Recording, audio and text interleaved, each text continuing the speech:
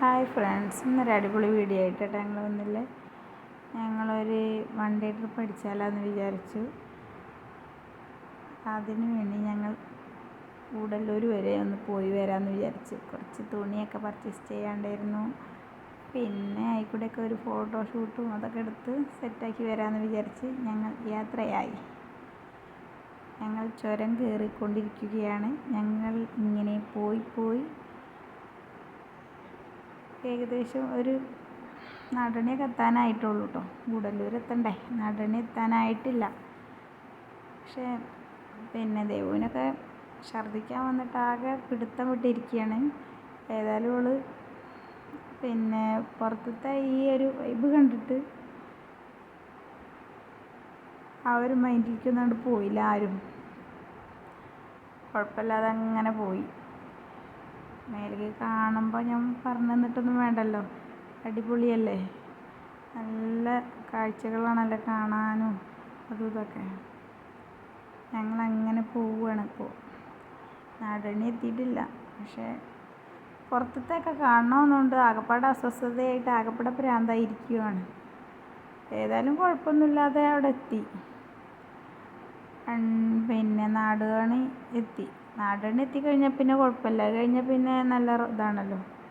നമ്മൾ ഈ കേരളത്തിൽ കൂടെ ഇങ്ങനെ അങ്ങോട്ടും ഇങ്ങോട്ടും പാസ് ചെയ്തതിനും കൊണ്ട് മുകളിലേക്ക് കയറുമ്പോൾ ഒരു ബുദ്ധിമുട്ടാണ്. അങ്ങനെ പോയിക്കൊണ്ടിരിക്കുകയാണ്. കുറേ ഫോട്ടോ ഒക്കെ എടുക്കണം എന്നുള്ള ഓരോ പ്ലാനിലാണ് ഇപ്പം ഞങ്ങൾ പോണത്. മഴയൊക്കെ പെയ്യുമെന്നുള്ളത് അറിയില്ല. മഴ പെയ്താൽ ഈ ഫോട്ടോഷൂട്ടും ഇതൊക്കെ അടിപൊളിയാവും.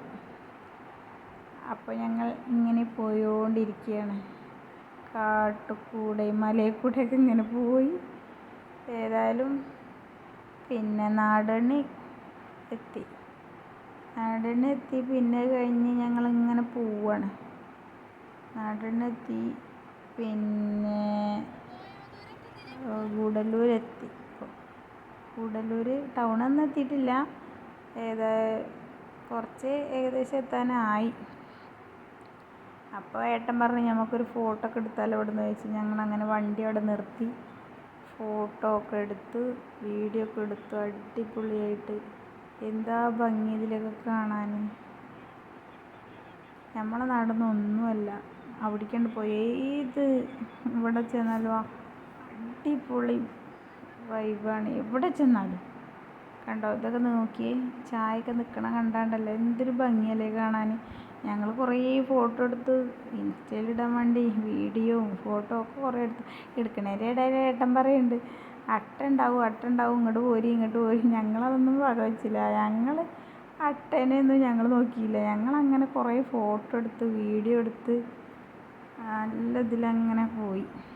പിന്നെ അവിടുന്ന് പോന്നു, ഫോട്ടോ ഒക്കെ എടുത്ത് പോന്നു. പിന്നെ ഗൂഡല്ലൂർ ടൗണെത്തി.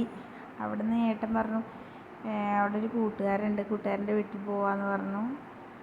അമ്മായികളൊക്കെ ഉണ്ട് കേട്ടോ അവിടെ. ഇവിടെ മേമേൻ്റെ വീട് അവിടെയാണ്.